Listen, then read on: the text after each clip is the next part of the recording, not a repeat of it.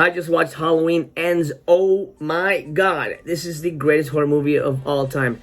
Hands down. Now don't click away, because I'm going to explain to you why. I'm going to give you 15 reasons why Halloween Ends is quite possibly the greatest horror movie of all time. Maybe the best movie of all time. It's insane. I know. Stick with me.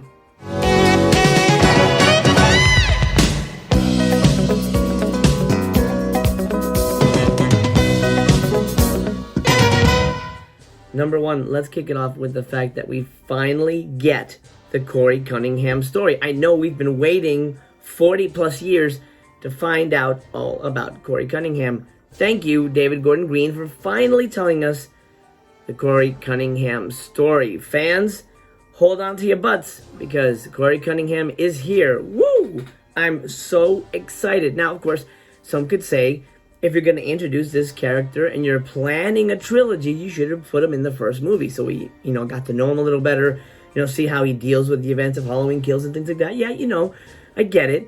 But at the same time, not knowing him at all and introducing him at the end of the trilogy, I think is even better. Number two, our main man, Mikey Myers, has been hanging out in the sewers for 4 years.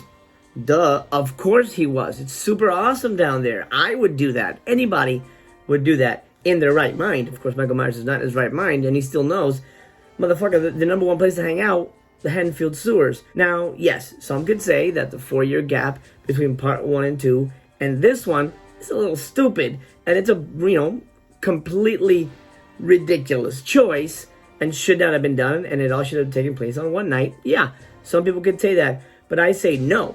I love the fact that Michael Myers disappeared for 4 years. He's hanging out in the sewers, and he still has the mask on. Sure, I love that. I think that's fantastic. What does he eat? Rats? I don't know, diarrhea that comes through the pipes? Toilet paper? There's tons of stuff to eat. It's a Haddonfield, man. It's delicious down there. Number three, people are saying that Michael Myers is kind of a weak-ass pussy bitch in this movie, like a Teletubby. And you know what? I can understand why people would see it that way. But look, he got his ass kicked to shit. Nearly to shit in Halloween Kills, guys. Did you remember Halloween Kills? He got stabbed to hell in that movie. Well, sure, it's been 4 years, and yeah, he should have been healed by now. But David Gordon Green said no, he's still weak, and now he's a hunchback. He's a fucking hunchback for some reason. He's a weak hunchback. Just deal with it, bro. Number four, Michael Myers is a killing machine. Every movie in this franchise has him tearing through tons of fodder. In this movie, we take a more Criterion Collection approach. Michael Myers doesn't kill anybody until 56 minutes into this 1 hour and 50-minute movie. What? No! Now, some of you could possibly be disappointed by the fact that Michael Myers isn't fucking killing people, because that's what he's fucking meant to do. But you know what? We've seen Michael Myers killing people. What we haven't seen is Corey Cunningham. We haven't seen Corey Cunningham be gentle. We haven't seen Corey Cunningham be in love. Corey Cunningham. Number five, people online are saying it's quite coincidental that Corey stumbles onto Michael's hiding place only a few days from Halloween. It could have easily have happened on Flag Day or Easter, but it happens on Halloween, or at least around Halloween. Yes, it's a coincidence, but then again, guys, the movie's called Halloween. Not Easter, not Flag Day. So in a way, Corey Cunningham. Number six, a lot of people online are wondering why the town of Haddonfield blames Laurie for Michael Myers. Now, we know in this DGG timeline that part 2 is cut out. So the whole sister storyline does not exist as part of this, trilogy, as it were. So why is she responsible for Michael? She's as much a victim and a survivor as everybody else. I think what they're trying to do here is tell you, she failed to kill him. She had her little Home Alone house. She failed to kill him, and now people are pissed at her. Now they're saying, oh, you taunted him, you tempted him. I didn't see that happen. I don't think that's anything that actually happened in the movie. But at the end of the day, who gives a shit about Laurie Strode? This is finally the Corey Cunningham story. So who cares? Number seven, now this is one of the creepiest moments in the movie when Laurie meets Corey. Hey, that rhymes. Nice job, DGG. When Laurie first meets Corey, they become fast friends. Friends to the point that she wants Corey to put his dingus in her granddaughter's mingus. That's a love connection. I love it. What a sweet, beautiful moment. However, the second time she meets Corey, she's freaked out by him. Like, oh man, he's standing on the street. Holy shit. I think he's got the devil's eyes. She starts getting weird vibes from him. And this, of course, is because Laurie is secretly psychic. Now we finally get confirmation. She knows mentally, because she spent at least 10 minutes with Michael Myers, that he has somehow rubbed off on our pal Corey here. She knows, oh man, Corey must have fallen off of a bridge and looked at Michael Myers, and now he's crazy. Genius. I mean, it's honestly, like, I could see that being written on the page, and it's like literally looking at the face of God. Number 8, a lot of people are saying that this movie was not made by people who love Halloween, who understand Michael Myers, and I would disagree. Of course, they point to the fact that Corey, our buddy Corey here, is able to push Michael Myers to the ground and rip his mask off, and then yells at him, "You're just an old man in a Halloween mask." Now, of course, this is the same Corey, the 25-year-old, mind you, who was bullied by teenagers in a marching band. I can see the confusion, but you have to understand, he's Corey Cunningham. Number 9, let's talk about those bullies. Now, talk about diversity. I love it. Thank you, DGG, for giving us a unique melange of characters. We have 4 bullies. Yes, some would say a very strange mix of stereotypes that would never in a million fucking years be friends. But DGG somehow makes it work. This is a movie where a marching band jerk guy, rich guy, is friends with a punk dude in a mullet, a chubby, mousy, nerdy girl, and a sassy black girl. Oh yeah, they are the best friends ever in Haddonfield. It makes absolute sense to me that these completely different people would be hanging out. Corey Cunningham.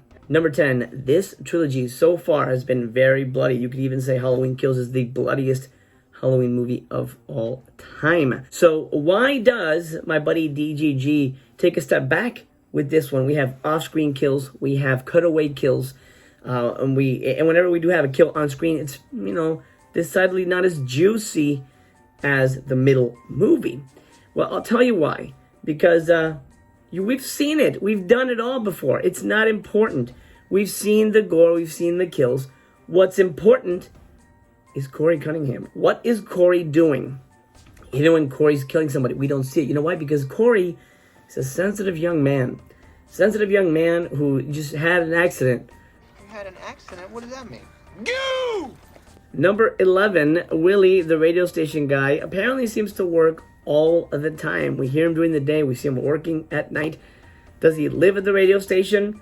That's a beautiful question. It's almost a gift that DGG has given us as the audience to figure out. Now, for years to come, we can speculate. Oh, did Willie live at the radio station?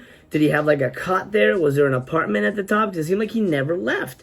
Again, it's one of those mystery box kind of characters. Like, man, I'm going to unpack this, and maybe one day we'll get Willie, the radio station guy, spin-off movie. Now, I know he died. And my favorite part of his death was the fact that he had a really fat tongue. I don't know why they gave him such a fat tongue, but he has a fat tongue. So what I want to know, in the Willie spin-off movie, why does he have a fat tongue? Before I get to number 12, do me a favor, subscribe if you haven't already, because if you are enjoying this, that means you and I are simpatico. Let's continue this love connection here on YouTube. Subscribe and we can chat and hang out again. Leave me a thumbs up while you are watching. It helps the video and helps support smaller creators like myself. Let's get on with it. Number 12 is a doozy. Now, a lot of people are pissed off that after this whole build-up with the main man, the Superman Stan, Corey Cunningham, he's essentially thrown away. Because in that last moment, Corey decides to kill himself. Now, a lot of people are disappointed with this because it feels like, what was the whole fucking point of this character?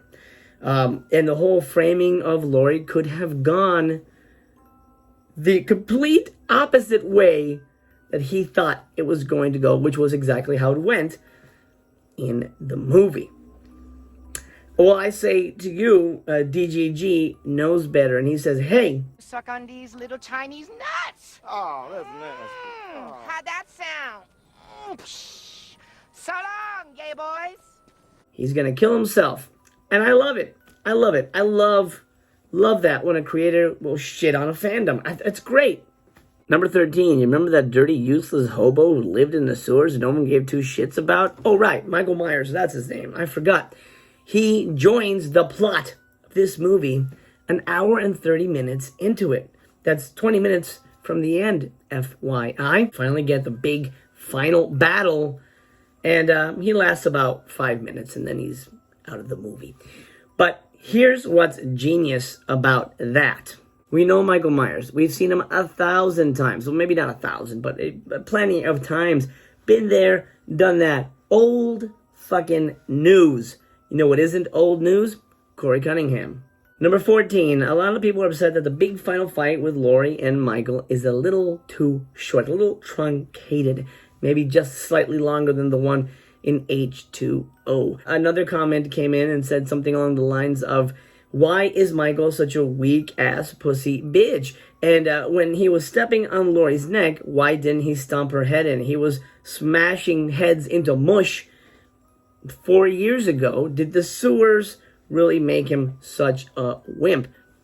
Apparently, yes. Look, there's no gyms there. You're not going to work out in the sewers. Number 15, my favorite thing about the movie, and the reason it's such a special movie, is we finally find out the quickest way into Laurie Strode's pants.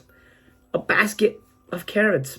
As you can see, Officer Hawkins, who's barely in the movie and almost completely wasted in this, brings her a basket of carrots. And by that, he is redeemed as a character. And, as we can see, they're sitting on the porch at the end. He's gonna get some ass because he brought her carrots. Love it. At the end of the day, Halloween Ends is not the end. If you think Michael Myers is going anywhere, you're sadly mistaken. He'll be back. Michael Myers never really dies. And even Jamie Lee, who said she's saying goodbye to the character of Laurie Strode, she's even said she's open to returning. For what, you ask? Michael's dead. What are you going to do? Eat carrots? I don't know, but I'm going to be excited to see what comes next, because I thought this was a masterpiece. Oh my God. So good on so many levels. And at the end of the day, did you really need Michael Myers in a Halloween movie? Yeah, you fucking did. You fucking did. This is a piece of shit. Super piece of shit. Fuck, man. What a fucking abysmal waste.